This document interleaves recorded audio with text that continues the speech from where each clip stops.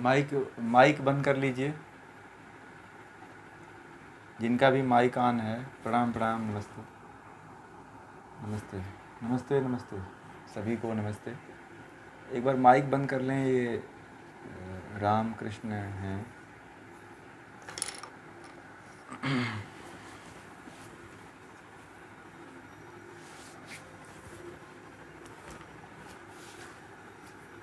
एक बार जो है ओम का उच्चारण करेंगे।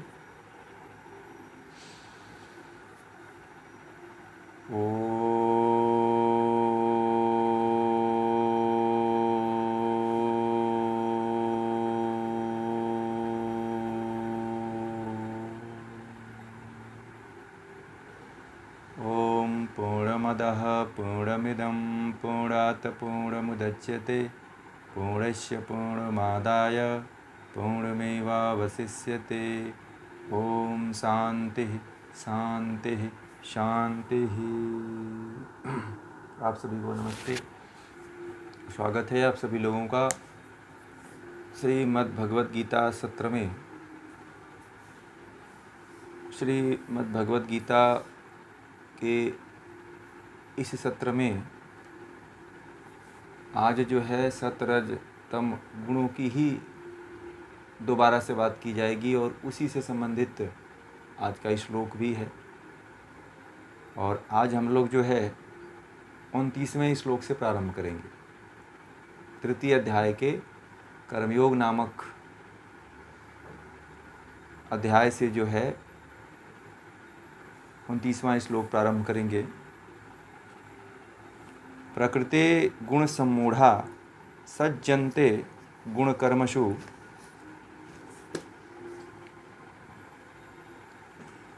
तान अकृत्सनविद विदः मंदान कृत्सनविद न विचालयेत। 30वां श्लोक। मयि सर्वाणि कर्माणि संन्यास्याध्यात्मचेतसा निराशीर्निर्ममो भूत्वा युद्धस्व विगत ज्वरः। 29 और 30 नंबर का हमने श्लोक लिया हुआ है। ये बड़ा ही महत्वपूर्ण श्लोक है। ये भी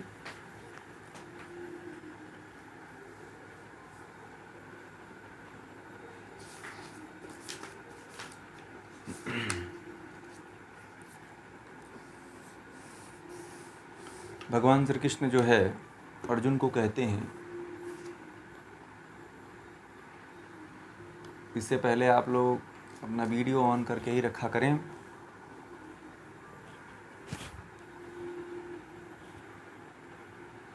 जो व्यक्ति अपने सत रज तम इन गुणों को प्रकृति के सत रज तम इन 3 गुणों में क्रिया करते देखकर इस भ्रम में पड़ जाते हैं कि आत्मा स्वयं क्रिया कर रहा है, वे ही उन गुणों द्वारा उत्पन्न कर्मों में आसक्त होते हैं।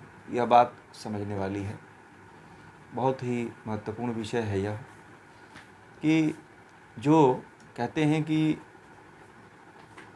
अपने अंदर भी सत्व रज और तम ये 3 गुण होते हैं, जो कल आप लोगों को बताया गया था कि अपने भीतर होते हैं सतरजतम। इन 3 गुणों को प्रकृति के, अपने 3 गुणों को, और फिर प्रकृति के भी अंदर 3 गुण होते हैं। अपने अंदर भी 3 गुण हैं और प्रकृति के अंदर भी 3 गुण हैं। तो कहते हैं कि अपने गुणों को, सतरजतम इन गुणों को प्रकृति के सतरजतम इन गुणों में क्रिया करते देखकर, इन गुणों में क्रिया करते देखकर उन गुणों द्वारा उत्पन्न जो कर्म होता है उसमें जो आसक्त होते हैं, वह व्यक्ति को चाहिए कि इन अज्ञानियों तथा मंद बुद्धि व्यक्तियों की बुद्धि को विचलित न करे, उनमें बुद्धि भेद न उत्पन्न करे, उन्हें कर्म करने दे। भले ही वे आसक्ति से कर्म करें, क्योंकि कर्म बिल्कुल न करने की अपेक्षा तो आसक्ति से ही कर्म करना अच्छा है। जो आसक्ति से कर्म करते हैं उन्हें शनैः शनैः अनासक्ति के मार्ग पर डाला जा सकता है। अर्थात तो कहते हैं कि ज्ञानी पुरुष अज्ञानियों की तरह कर्म न करे। अर्थात इसका तात्पर्य कि जो ज्ञानी है वह व्यक्ति अज्ञानियों की तरह कर्म न करे। कोई बात नहीं, पर वह किसी भी रीति से कम प्रकृतिजन्य जो तीनों गुण हैं सत्व रज तम गुणों से मोहित और गुणों तथा कर्मों में आसक्त अज्ञानियों को विचलित न करे। तो अब यहाँ पे ये बात समझने वाली है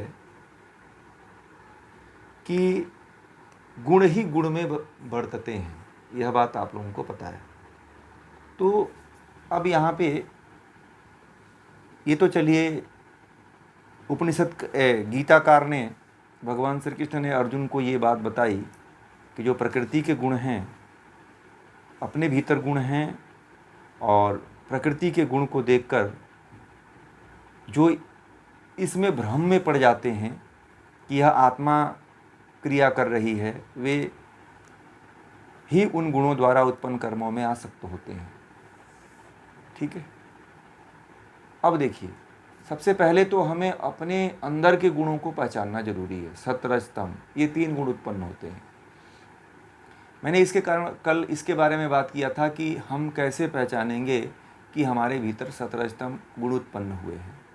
तो मैंने बताया था कि बहुत अच्छा कर्म हो तो सत्वगुण होगा, मिले हुए कर्म हो, अच्छा बुरा दोनों कर्म हो तो कौन सा कर्म गुण होगा?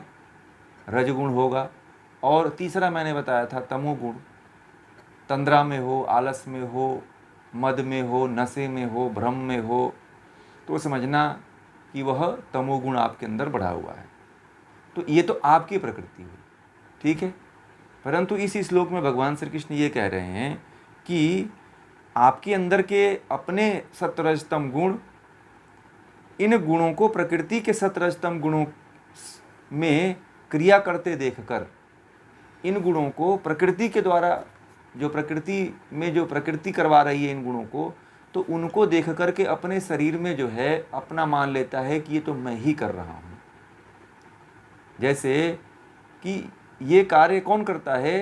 प्रकृति के तीन गुण करते हैं। कभी अच्छा भाव उत्पन्न होता है, कभी अच्छा बुरा दोनों होता है, कभी एकदम से बुरा होता है। तो ये प्रभाव किसका है? ये प्रकृति के गुणों का होता है। परंतु जो अज्ञान होता है, जो जिसको ज्ञान नहीं होता है, वह यही समझता है कि यह तो कौन कर रहा है? मैं कर रहा हूं, मेरी आत्मा कर रही है। ठीक है। ये बात जो है हर कोई स्वीकार कर लेता है, अपने आप को कहते हुए नहीं थकता है। यदि अच्छा कर्म है तब तो ढोल मंजीरा लेकर के बजाते हुए, डीजे बजाते हुए कहता है कि ये मैंने कार्य किया हुआ है। यदि अच्छा बुरा किया हुआ है तो भी ये कहता है कि ये मैंने कार्य किया है। बुरा किया हुआ है तो जो तामसिक गुणों में रहने वाला है वो भी ये कहता है कि मैंने किया है, मैंने अपने वर्चस्व को स्थापित करने के लिए किया है। परंतु यह भी, ऐसे व्यक्ति भी मूर्ख हैं। भगवान श्री कृष्ण कह रहे हैं कि जो यह कहते हैं कि ये मैंने किया है, यह भी मूर्ख व्यक्ति हैं। क्यों मूर्ख हैं? क्योंकि उनको ये नहीं पता है कि यह प्रकृति के तीनों गुण जो है गुण ही गुण में बरत रहे हैं। ये प्रकृति के द्वारा हो रहा है, न कि आत्मा के द्वारा हो रहा है। प्रकृति में जब व्यक्ति ज्यादा आसक्त हो जाता है तो इस तरह की बातें सोचता है। असल में होता क्या है कि प्रकृति के द्वारा किए हुए कार्यों को व्यक्ति अपना मान लेता है, और यहाँ पे हमें अपना न मानना ही इन कर्म बंधनों से छूटने का एक रास्ता है। ठीक है। अब आप लोगों का ये प्रयोग करना ये है, आज का प्रयोगात्मक विषय ये है कि हमारे अंदर जो हमारे द्वारा जो सत रज तम, इन तीन गुणों के कारण हमसे जो कर्म हो जाते हैं, हमें यह मानना है वहाँ पे कि यह मेरे आत्मा के द्वारा नहीं हो रहा है। यह किसके द्वारा हो रहा है? यह प्रकृति के द्वारा हो रहा है। जब आपको इतनी बात पता चल गई कि यह प्रकृति के द्वारा हो रही है, आत्मा के द्वारा नहीं हो रही है, तो प्रकृति से आत्मा को अलग करना पड़ेगा। ठीक है, प्रकृति से आत्मा को जब अलग नहीं करेंगे तब तक आप भेद नहीं कर पाओगे। आप, यह बड़ा विषय है, सबसे बड़ा विषय यही है कि हमें जो है प्रकृति से आत्मा को अलग करना पड़ेगा, तभी हम जो है प्रकृति के गुण हैं इनको अच्छी तरह से पहचान पाएंगे।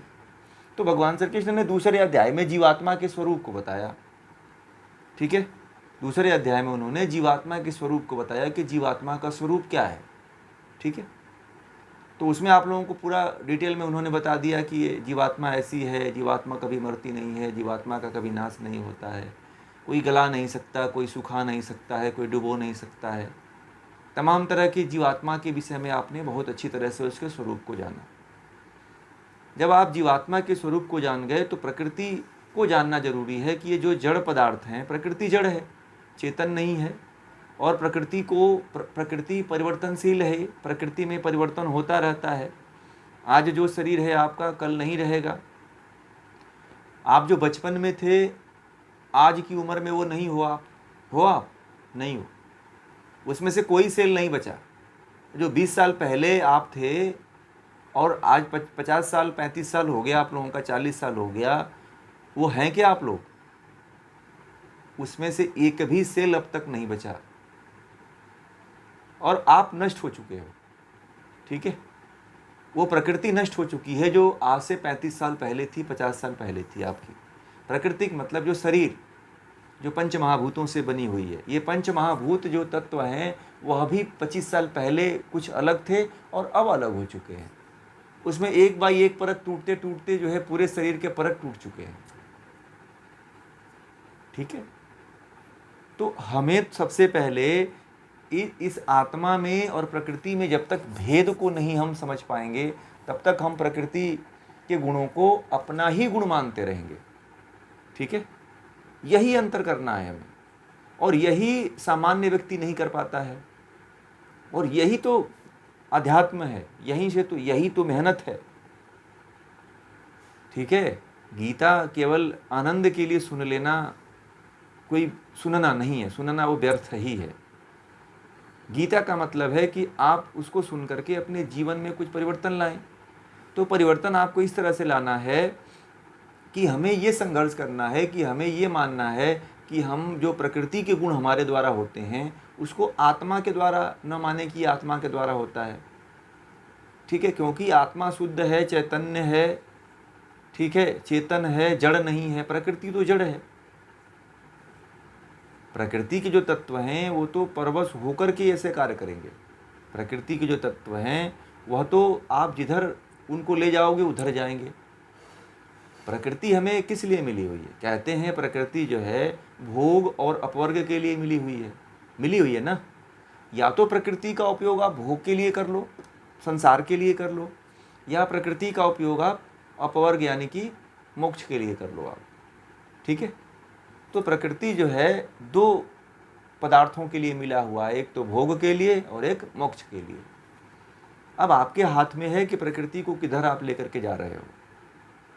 यदि आप इसे मोक्ष की तरफ नहीं लेके जाओगे तो ये भोग की तरफ ही जाएगी, जानवरों जैसी स्थिति हो जाएगी, पशुवत जैसी स्थिति हो जाएगी। ठीक है, तो यही इसी श्लोक में कहते हैं कि और जो व्यक्ति गुणों के अनुसार अपने जीवन को जीने लगता है, सिंपल भाषा में समझने का प्रयास करिए। यदि आप जो है प्रकृति के अनुसार कर्म करने लग जाएंगे तो आप जो है कर्मों में आसक्त हमेशा रहेंगे, और कोई भी कर्म करेंगे उसमें आप फल की इच्छा करोगे, आसक्ति आपकी बनी रहेगी। आप ये जीवन मनुष्य का जी रहे हो तो उसमें भी आसक्ति पूर्वक जीवन जिएंगे आप। ठीक है, इससे छूटने का कोई रास्ता नहीं ढूंढेंगे, आप आसक्ति पूर्वक इसमें भी जीवन जिएंगे। और जो व्यक्ति जो है कहते हैं कि व्यक्ति को चाहिए कि इन अज्ञानियों तथा मंद बुद्धि व्यक्तियों की बुद्धि को विचलित न करे। कहते हैं कि जो कर्मों में आसक्त हो चुका है उसकी बुद्धि को विचलित नहीं करना चाहिए। ठीक है, क्योंकि यदि आप विचलित करते हो तो आपको ही वो फिर आपके ऊपर ही चढ़ बैठेगा, वो फिर आपको ही नुकसान पहुंचाने लग जाएगा।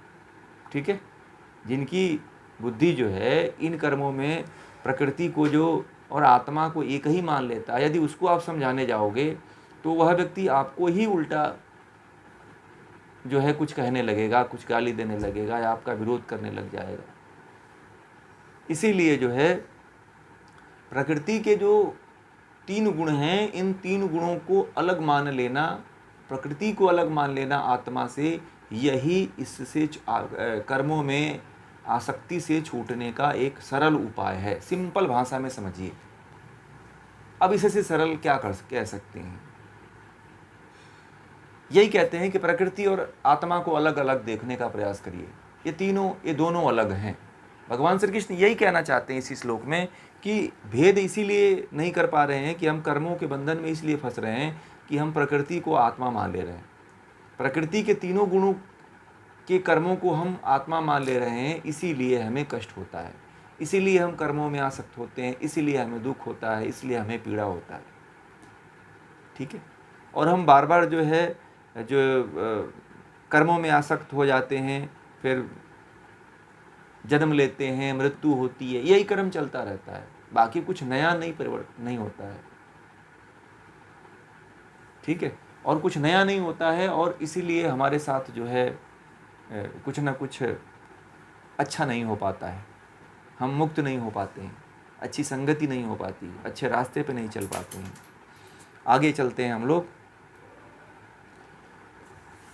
कहते हैं 30वें में कि अपने सब कर्मों को आध्यात्म चित्त से मेरे प्रति समर्पित करके आशा रहित, ममता रहित और संताप रहित होकर युद्ध कर। अब भगवान श्री कृष्ण अर्जुन को ये कह रहे हैं कि हे अर्जुन, तू ऐसा कर ले कि जो तेरे जितने अपने सब कर्मों को, अपने सभी कर्मों को चित्त से मेरे प्रति समर्पित करके, मतलब कहने का मतलब यहाँ पे भगवान श्री कृष्ण अपने प्रति नहीं कर रहे हैं, ब्रह्म के प्रति, ईश्वर के प्रति समर्पित करना है। आप जो भी कर्म करो वह क्या करो, आप परमात्मा को, ईश्वर को समर्पित कर दो। यहाँ पे जो इसका वास्तविक जो अर्थ है वह यही है, मई मतलब मुझ में, सब कर्मों को समर्पित कर दो। तुम जो भी कर रहे हो ना, ये मान लो कि मैं ब्रह्म के लिए कर रहा हूँ, जो भी मैं करूँगा वो ब्रह्म के लिए ही करूँगा। ठीक है। यह मान करके यदि आप कर्म करते हैं तो कभी भी कर्मों में आप आसक्त नहीं होंगे, कर्मों में फंसेंगे नहीं। आप चित्त को जो है परमात्मा के प्रति समर्पित कर दो और आशा रहित हो जाओ। कोई आशा मत करो कि हमें कुछ मिलेगा, आशा मत रखो कि मैं बच्चे पाल रहा हूँ तो बच्चे मुझे भी मेरी सेवा करेंगे, मैं आम लगाया हूँ, फूल लगाया हूँ तो फूल एक दिन खिलेगा तो मैं उसको तोड़ूंगा, ये भी आशा छोड़ दो आप। ठीक है। और कहते हैं कि ममता रहित हो जाओ। ममता मतलब कि जो ममत्व तो आपके अंदर जुड़ा हुआ है एक दूसरे के प्रति, निर्मम का मतलब ममता रहित, तो ममता रहित हो जाइए और संताप रहित होकर युद्ध करो। ठीक है। तो हर व्यक्ति को जो है यही जो है जीवन में युद्ध नहीं करने देता, यही व्यक्ति को फंसाता है। क्या क्या? आशा और ममता और संताप। ठीक है। तो संताप रहित हो जा। ठीक है। और कर्तव्य कर्म यानी कि कर्तव्य कर्म का तात्पर्य कि युद्ध कर। तो आप भी अपने जीवन में जब कोई भी कर्म करिए तो परमात्मा को जब समर्पित करिए तो वहाँ पे आशा रहित हो जाइए, ममता रहित हो जाइए, संताप रहित हो जाइए। मतलब रहित मतलब इनको त्याग दीजिए कि मुझे ये चीज़ नहीं चाहिए, मैं तब कर रहा हूँ तो मुझे फल की इच्छा नहीं चाहिए, मैं कितना भी कठिन तप करूँ उसका मुझे कोई भी फल नहीं चाहिए, ईश्वर को देना होगा तो देगा, नहीं देना होगा तो नहीं देगा। इस तरह का भाव लेकर के परमात्मा से जुड़िए, परमात्मा को समर्पित कर दीजिए। सबसे सरल रास्ता उन्होंने बताया कि समर्पण का भाव। ठीक है। यह भाव यदि व्यक्ति के अंदर आ जाता है तो वह व्यक्ति अपने कर्तव्य कर्म में बड़े ही जो है शालीनता के साथ कर्तव्य करता है उसमें, और उसमें सफलता उसको 100% मिलती है। जैसे मान लीजिए कि आप लोगों को कभी ये परिवार में समस्या आ जाए, बच्चे हों, परिवार के अन्य जो आपके पति पत्नी बच्चे और भी कोई रिलेटिव आपसे इसका साथ जुड़ा हुआ है, तो वहाँ पे आप परमात्मा की तरफ नहीं जा पाते हो, ईश्वर के प्रति नहीं जा पाते हो, तो मन ही मन जो है परमात्मा के प्रति समर्पित कर देना चाहिए।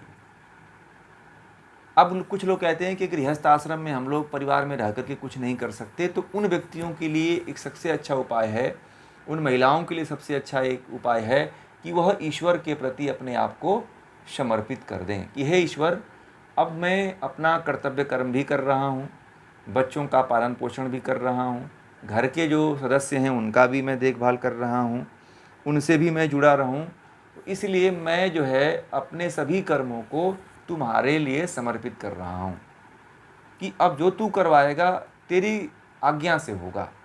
अब मैं अपने बच्चों में ममता का त्याग करता हूँ, अपने परिवार वालों से आशा का त्याग करता हूँ और संताप रहित हो जाता हूँ।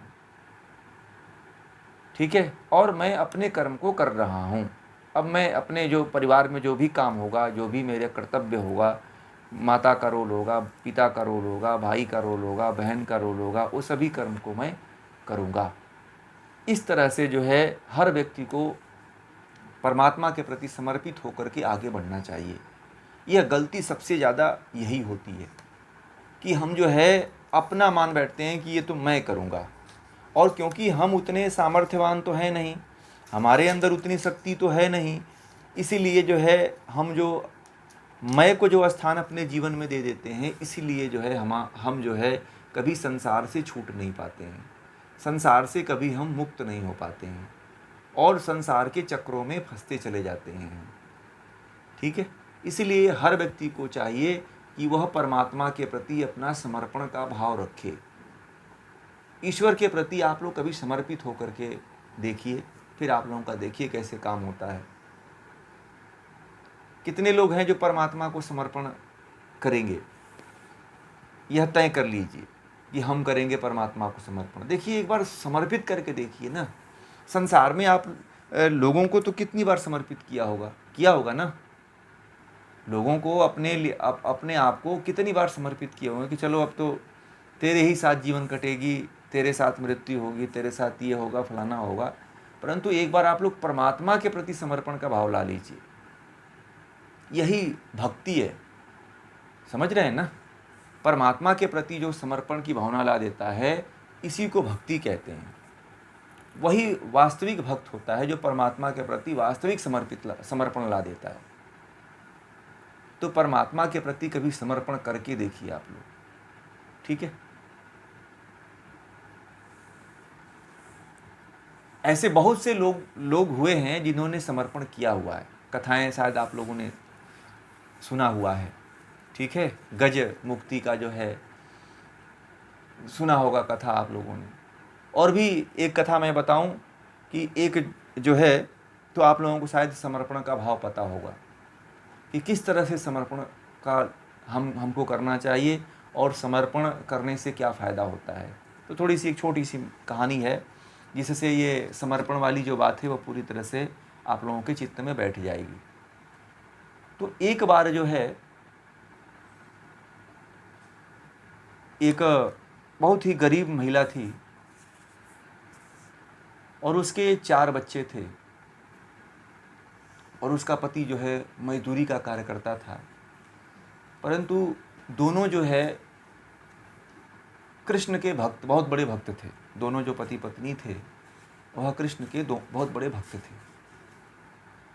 तो भक्ति किया करते थे, पूजा पाठ किया करते थे, अर्चन बंदन सब किया करते थे। उनका जो घर था एक नदी के तट के पास ही था, क्योंकि वहाँ पे जो है इसलिए उन्होंने अपना घर बनाया था कि पानी लेने में सुविधा होगी, हर चीज़ की सुविधाएं वहाँ पे मिल जाया करती थी। तो एक समय ऐसा हुआ कि बहुत तेज़ बाढ़ आ गई, नदी उफन गई और रातों रात पानी भर गया। पानी इतना तेज़ गिरने लगा कि पानी धीरे धीरे बढ़ने लगा। थोड़ा सा ऊंचाई पे था उसका घर। तो उसका पति जो है खेत पे गया हुआ था और महिला अपने बच्चों को लेकर के झोपड़ी में सो रही थी और भगवान श्री कृष्ण की उपासना कर रही थी। बारिश जैसे जैसे तेज तेज हो रहा था, एक तो उसको अपने पति की चिंता थी और दूसरी तरफ अपने बच्चों की। वह महिला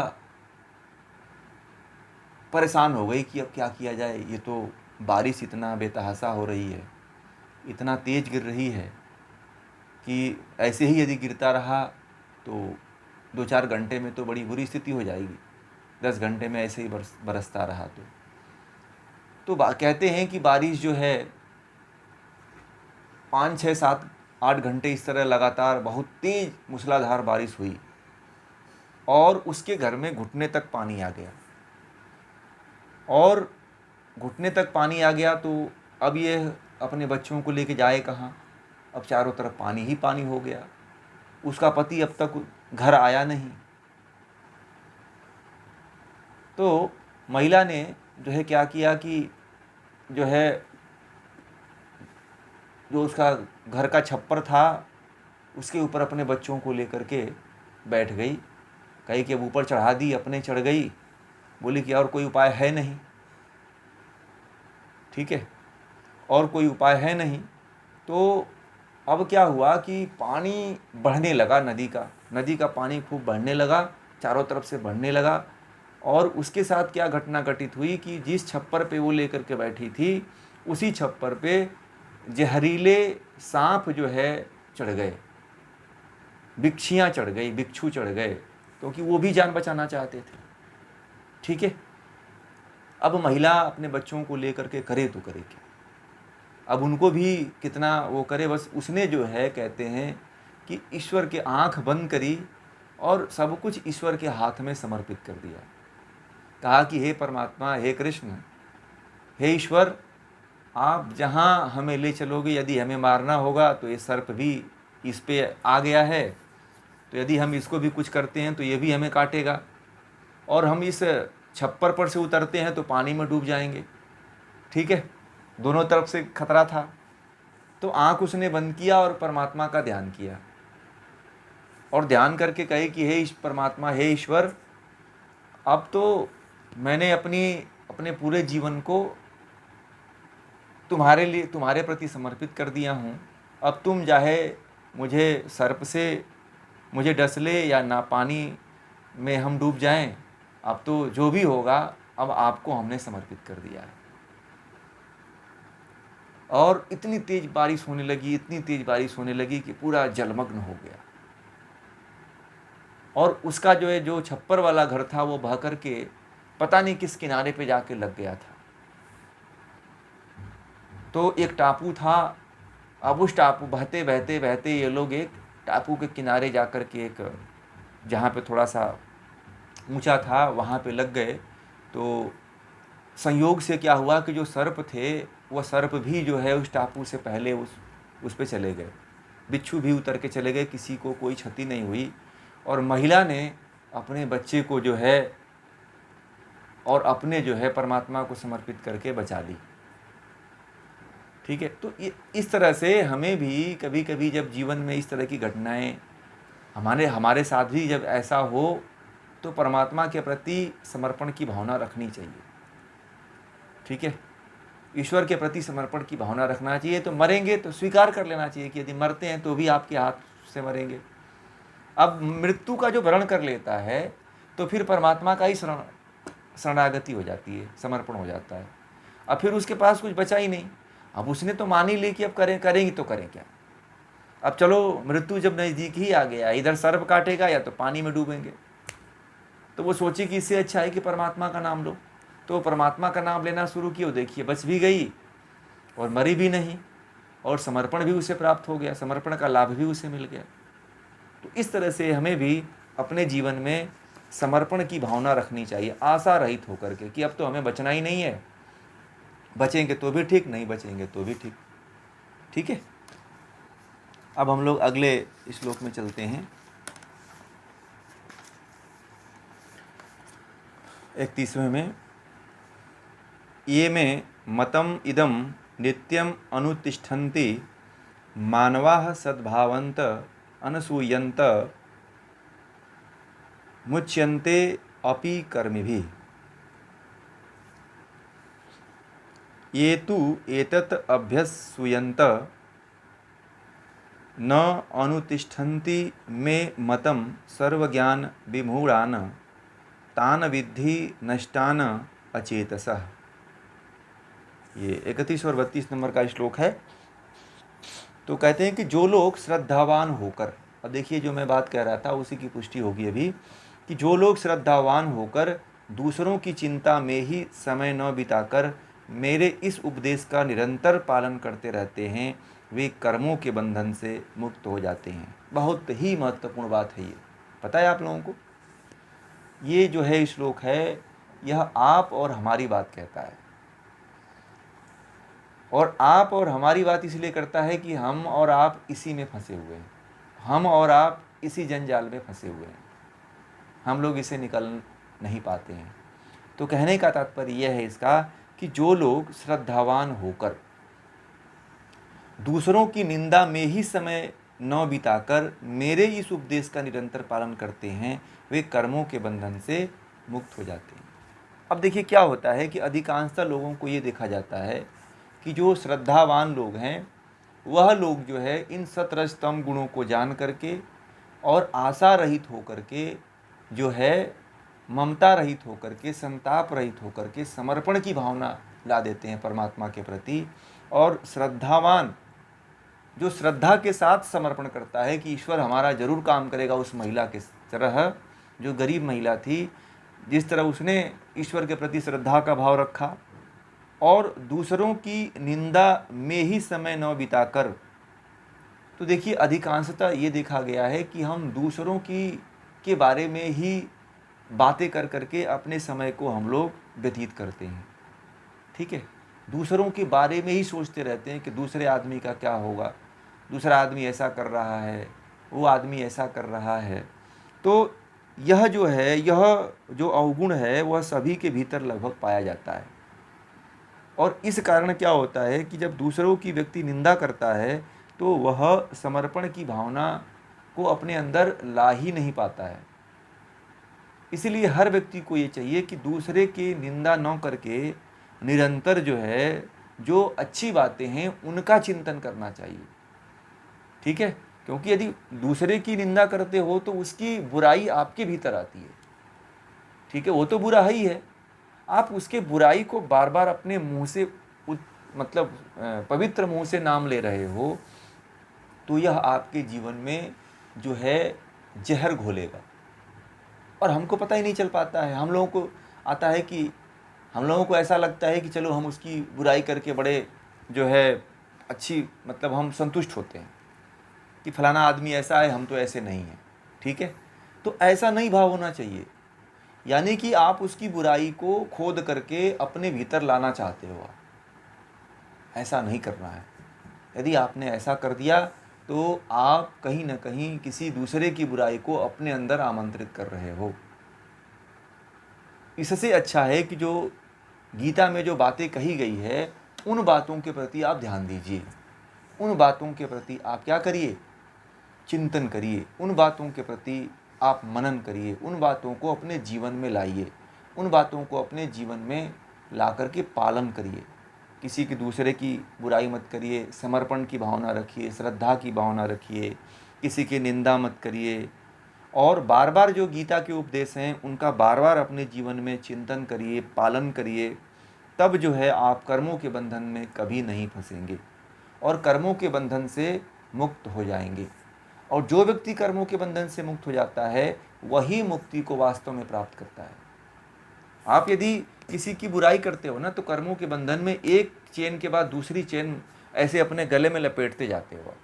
आपको पता ही नहीं चलता है कि मैं लपेट रहा हूँ, परंतु आप लपेटते हो। वो दूसरे से लिपटी हुई चेन है, फिर आप उसको फिर दोबारा बुला के लपेट लेते हो। यह गलती हम करते हैं। ठीक है, ऐसी गलती नहीं करना है, क्योंकि दूसरे की रस्सी को अपने गले में ला के लपेटने का मतलब है कि दूसरे की झंझट को अपने गले में बांधना। ठीक है, दूसरे की समस्या को अपनी समस्या समझ करके अपने गले में बांधना, यह बड़ी मूर्खता का कार्य होता है। हमारे पास इतना समय कहाँ है कि हम दूसरे की समस्या को अपने जीवन में स्थान दें। लोग यही नहीं समझते हैं। अब लोगों के जीवन में इतना समय है ही नहीं कि दूसरे की व्यक्ति की समस्याओं को स्थान दिया जाए। यदि व्यक्ति अपना कार्य करे तो उसके ही कार्य के लिए उतना समय नहीं है। अब जिसको ज्ञान नहीं है वह व्यक्ति जो है दूसरे की समस्याओं को अपने जीवन में स्थान देता है। दूसरे की बातों को, दूसरे की बुराइयों को, दूसरे के गलत कार्यों को अपने जीवन में कभी स्थान मत दीजिए। कभी उसकी अपने वाणी से कभी उसके बारे में बखान मत करिए। वाणी भी दूषित हो जाती है, पता है आप लोगों को। यदि आप दूसरे की बुराई करते हो तो उस व्यक्ति की बुराई जो है यदि वाणी से करते हो तो वाणी भी दूषित हो जाती है। इसीलिए किसी भी व्यक्ति की बुराई को अपने जीवन में स्थान मत दीजिए। बहुत ही इससे नुकसान होता है, बहुत बड़ा नुकसान होता है। आपके पास समय कहाँ है क्या समय? नहीं है। और वह व्यक्ति के अंदर की बुराई, जैसे ही आप उसकी बुराई को किसी के सामने प्रेजेंट करते हो तो उसकी एक बुराई जो है ख़त्म होती है और आपके अंदर, आपके संस्कार के भीतर आकर के स्थान बना लेती है।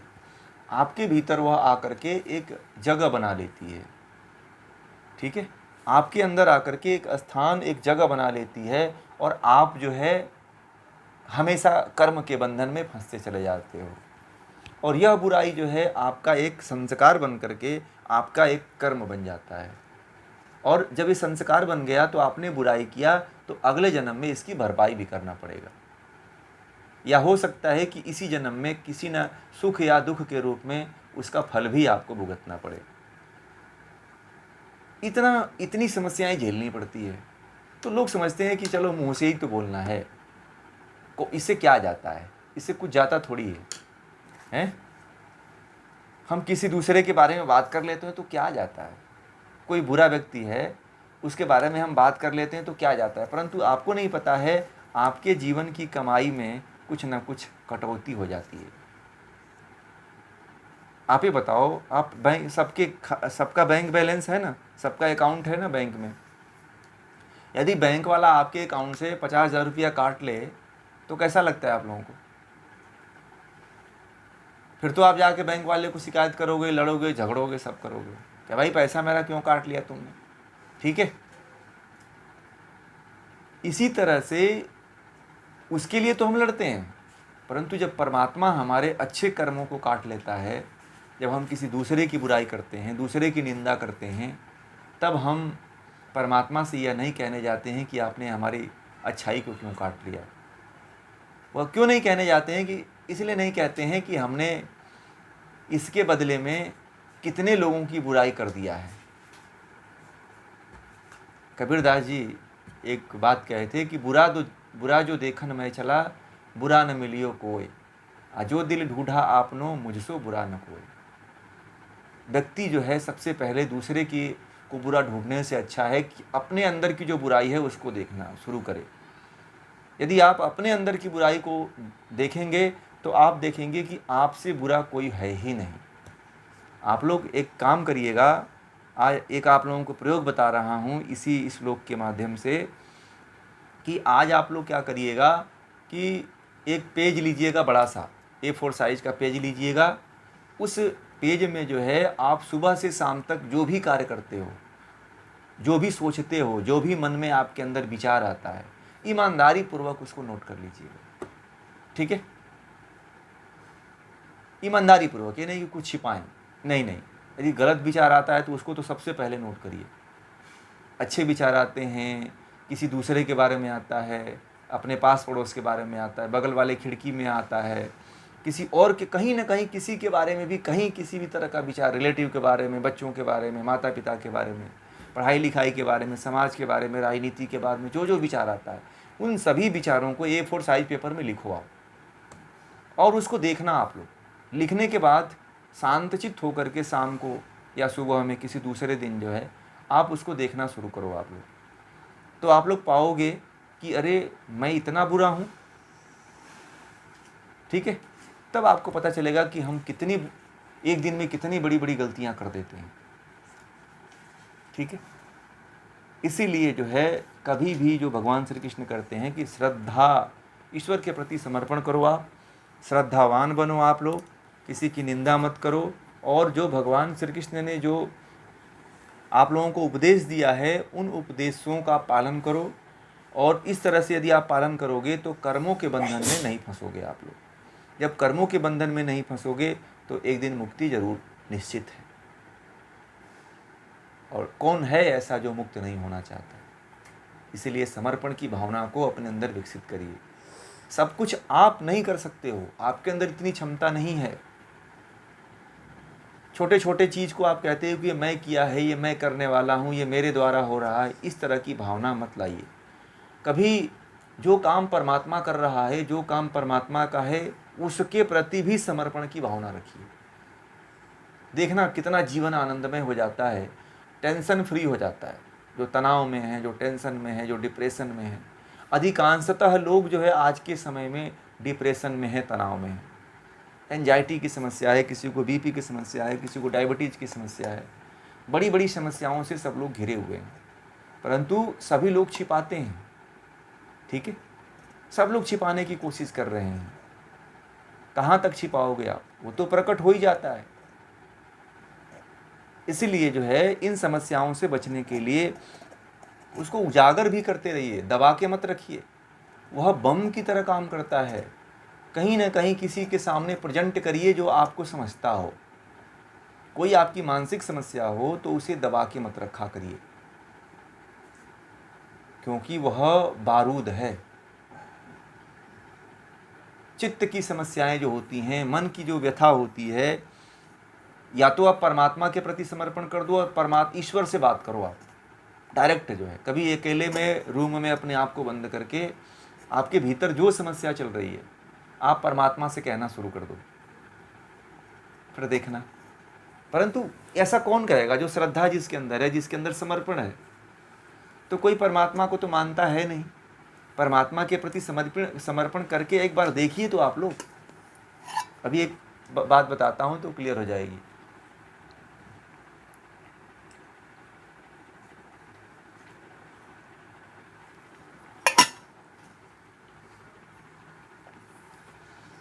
एक बार रामकृष्ण परमहंस जो है ना, रामकृष्ण परमहंस जो हैं, वह माता काली के सामने जो है खड़े होकर के ना, बैठ करके इसे खूब रोया करते थे और अपनी मन की बात, अपनी दिल की व्यथा जो है कहा करते थे। तो किसी ने एक दिन कहा कि आप तो किसी से अपनी समस्या कहते ही नहीं हो, सबकी व्यथा सुनते हो, तो आपको भी तो व्यथा होती होगी, आप किसके सामने कहते हो? तो रामकृष्ण परमहंस ने कहा कि आप जो है कल आ जाना और देखना मैं किसके सामने कहता हूँ। मंदिर में पूजा पाठ किए और बैठ गए और रोने लगे, और उनके अंदर जो भी दिल के अंदर व्यथा थी वो सब व्यथा माँ काली से कहने लगे।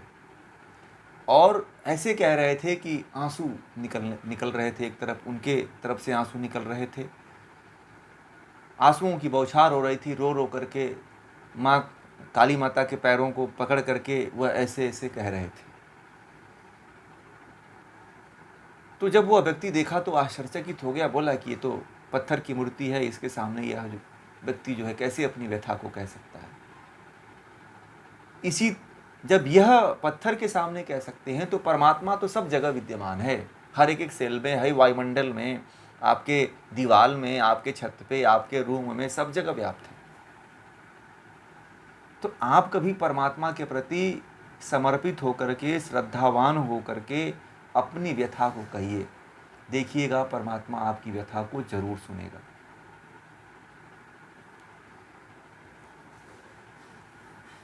ठीक है, आप लोग करके देखना। आप लोग कभी परमात्मा के सामने रोक के देखना। आप लोग रोना हो ना तो ईश्वर के सामने रोइए। ठीक है, इंसान की उतनी क्षमता नहीं है कि आपकी समस्याओं का वह निराकरण कर सके। परमात्मा के लिए रो के देखिए, परमात्मा के लिए हंस के देखिए, परमात्मा के लिए कुछ नाच करके देखिए, गा करके देखिए, रो करके देखिए, हंस करके देखिए, परंतु श्रद्धावान और समर्पण होकर के कोई कहाँ करता है परमात्मा के प्रति। परंतु ज्ञान आपको होना चाहिए, इन उपदेशों का पालन करिए, रामकृष्ण परमहंस की तरह बनिए, ईश्वर के प्रति समर्पण का, श्रद्धा का भाव रखिए। जैसे बच्चा अपने माँ बाप से, उसको कोई समस्या होती है तो कहता है, स्त्री लड़की अपने माँ बाप से कहती है, उसी तरह से हम सबको, जिसका कोई नहीं है, उस व्यक्ति को जो है परमात्मा से अपनी बातें रखनी चाहिए, परमात्मा के सामने अपनी बातें कहनी चाहिए। फिर देखिए आपके साथ कितना बड़ा परिवर्तन होगा, आप कल्पना नहीं करोगे। आपके साथ क्या घटित होगा आप ही जानोगे, ये हमें भी नहीं पता है। क्योंकि हर व्यक्ति की अनुभूति अलग अलग होती है, हर व्यक्ति का जीवन अलग अलग होता है, हर व्यक्ति की भक्ति अलग अलग होती है कि कितना वो भक्ति कर रहा है, कितना समर्पण कर रहा है, कितना वो ईश्वर के प्रति अपने आप को न्यौछावर कर रहा है। यह बड़ा मायने रखता है। हम और आप तो केवल जान करके किसी को बता सकते हैं, आप बताओगे तो हम किसी आपके अनुभूति को किसी के द्वारा कहीं पे बता देंगे कि फला व्यक्ति था तो उसने जो है ऐसा अनुभूति किया था। ठीक है, और हर व्यक्ति की अनुभूति, हर व्यक्ति की स्थिति अलग अलग होती है। ठीक है, तो ये विषय जो है यहीं पे हम